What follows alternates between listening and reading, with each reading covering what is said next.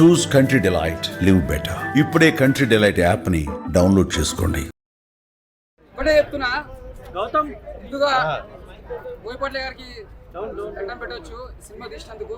Main grade మొత్తం నిజంగా చెప్పాలంటే బోయపాట్ల గారికి హ్యాట్సాప్స్. హిందూ ధర్మం సినిమా తీసుకోపోయి ఒక స్థానంలో నిలబెట్టిన మళ్ళా. అంటే అఖండ సినిమా అంటే ఒక రేంజ్ తీసుకోపోయారు, ఒక లెజెండ్ సినిమా, ఒక అఖండ 2. ఇది ఒక 4వ సినిమా. నిజంగా చెప్తున్నా, అది ఎంత హ్యాపీగా సినిమా తీసిరో, ఎంత హ్యాపీగా హిట్ అయిన సినిమా. అంటే ఎక్కడ కూడా మీరు డిసప్పాయింట్ కాకుండా మంచిగా చాలా బాగా తీసిన సినిమా. అంటే ఇక్కడ ఏం చెప్పాలంటే మెయిన్గా కుంభమేళ. అంటే మనం చాలా మంది కుంభమేళ పోనలు కూడా చూడలు కూడా ఈ సినిమాలు చూస్తే కూడా చాలా మంది పోనలు కూడా మిస్ అయిన కూడా గుర్తు చేసుకున్నారు. ఎందుకంటే ఆల్రెడీ కుంభమేళ వెళ్ళా కాబట్టి అది నాకు అదృష్టం భావించింది అనుకోవచ్చు. ఎందుకంటే మళ్ళీ ఒక 140 సంవత్సరాల తర్వాత ఒక్కసారి వస్తుంది ఆ కుంభమేళలో.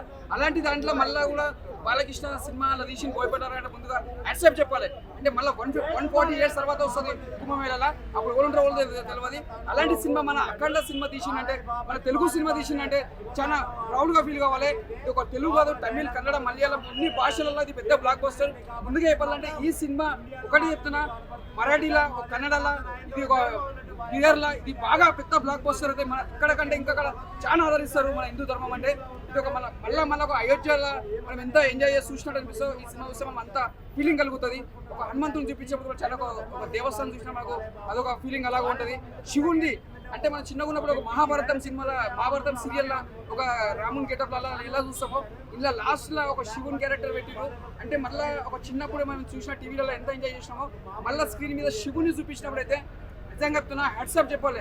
ఆ శివుని గెటప్ కానీ చాలా బాగా చూపించారు బోయపాట్ల గారు. అదొకటి ఏం చెప్పాలి, తమన్ గారు మ్యూజిక్ ఇక్కడ చాలా బాగా కొట్టినారు. వీళ్ళ కాంబినేషన్లో ఎక్కడ కూడా బ్రేక్ కాలేదు. ఇలా కూడా ఈ సినిమాతో ఒక హ్యాట్రిక్ అని చెప్పొచ్చు.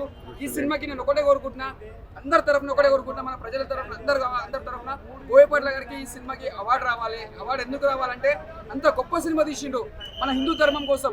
ఇలాంటి సినిమాకి అవార్డు ఎంత ఇచ్చినా తక్కువనే, ఆయనకు రావాలి అవార్డు, బాలకృష్ణకి రావాలి. నేను మనస్ఫూర్తిగా కోరుకుంటున్నా. జై బాలయ్య, జై జై బాలయ్య. అఖండ 2 సినిమా అయితే ఒక మిరాకిల్ అన్న, ఒక గూస్ బంప్స్. అసలు ఇలాంటి సినిమాకి 1000 రూపాయలు టికెట్ పెట్టా తక్కువనే అన్న, కానీ 600 రూపీస్ అంటున్నారు. అది రీజనబుల్ రేటే పెట్టారు. కానీ ఈ సినిమాలో స్టోరీ మాత్రం అసలు ఇందులో ఒక దేవుడు లేడు అనే దానికైతే ప్రతి ఒక్క హిందూ మాత్రం ఈ సినిమా చూడాలి. మీరు మాత్రం మిస్ అయితే మాత్రం అది మీ ఇష్టము. కానీ ప్రతి ఒక్కరు చిన్నపిల్లలు కానీ ఫ్యామిలీస్ కానీ ఫ్యామిలీ పరంగా వచ్చి చూసే మూవీ అంటే ఇది. కానీ శివుని రూపం ఉంటుందండి. అది రియల్గా ఒక దేవుడిని శివుడిని చూసిన ఒక ఫీలింగ్ వచ్చేసింది మాకు.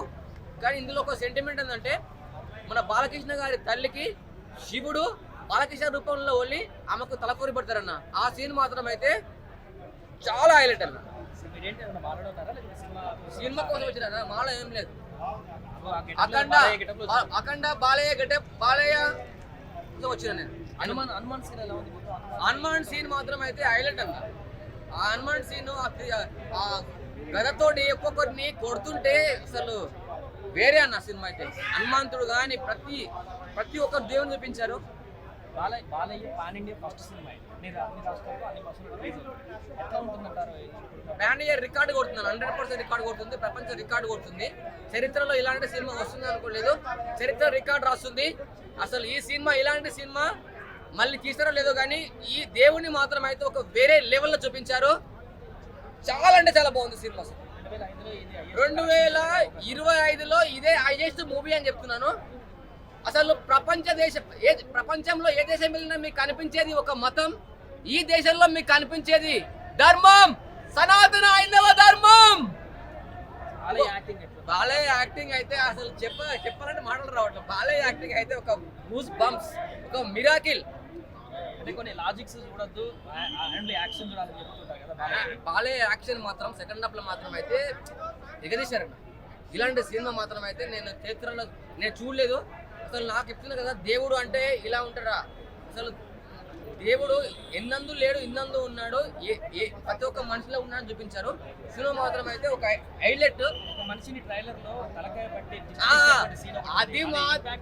అది థియేటర్ లో చూస్తా ఇన్ఫాక్ట్ వేరే ఉందన్న. ఇలా పట్టి దిశిస్తారు కదా, తీసి ఇలా చేస్తే బ్లడ్ అసలు ఆ సీన్ మాత్రం హైలైట్. క్లైమాక్స్ లో మాత్రం గన్తో ఇట్లా సుశీలం పెట్టి కాల్స్ వేసినావా, అది మాత్రం హైలైట్.